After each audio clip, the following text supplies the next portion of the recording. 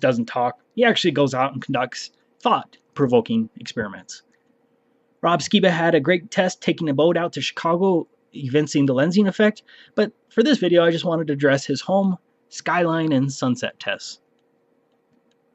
I went on Amazon and I got these plastic magnifying sheets and came up with another way of doing the same thing using the sheet right here. Set the city up, a little cutout of the city, and now I've got the big magnifying glass sheet. Bring the camera right up to the lens. See, that's the normal view of the city. Now let's back up again. The science is the same of that of a lens. Here's a simple example. So if you're looking at Chicago here, the atmosphere really is acting like a lens. Yes. Atmosphere really is acting like a lens, and this is how much of the city is missing due to the lensing effect, the magnification of the atmosphere. You're missing, a good portion of the city just by pulling my iPhone back on a 3-foot long desk. That's how much I lost of the city. And as with any scientific experiment, you always try to improve upon what you did before. So I got some foam core, made a little housing for the magnifying sheet, and pasted the city on the back there, and I made it as 2 separate pieces so that I could flex it as necessary, because I think that there are different types of atmospheric conditions that would allow for more magnification versus less magnification. So in this scenario you have more magnification, and in this one you have less. And for this one I decided to put the Toronto skyline into my little box here. And let's try it again. Okay, we're all the way up against the glass. Now let's zoom across the lake. And wow, look at that. The lower portions start to disappear. Now let's zoom back in to get a little closer to the one that Captain Baltard was talking about here. And wow, look at this. Here's his image on the right, and here's my image on the left. Missing lower portions of the city had nothing to do with curvature whatsoever. And this, of course, is my answer to the meme that you've all seen being passed around on Facebook, showing the missing part of buildings is absolute proof of the curve. No, not really.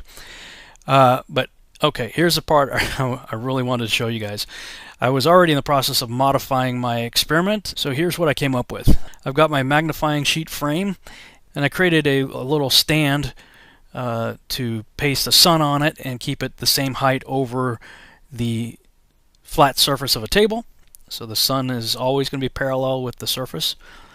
And check this out. Alright, here's the first test of a sun moving over a flat surface, and with no atmospheric magnification it does what we might expect it would. It gets smaller as it goes away from us. Alright, now let's see what happens when we add in our atmospheric magnification. Again, water and refraction. Water causes magnification and refraction, right? So let's bring the sun back. Oh, check this out. Refraction bends the light downward. It made the sun set on a parallel surface. As it was moving parallel, the same height, the whole way over a flat surface, the refraction caused the sun to set. Not only that, well, let's bring in the beginning of that little test, and we see that it maintained pretty much the same size too. Pretty close.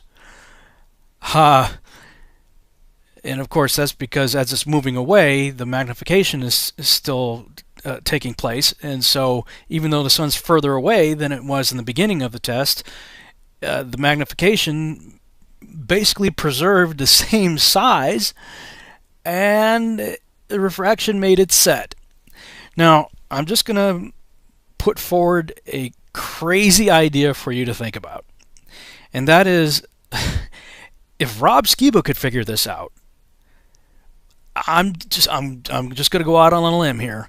I think it's quite possible that the creator of the cosmos could have figured out the same thing and engineered our beautiful sunsets. Thanks.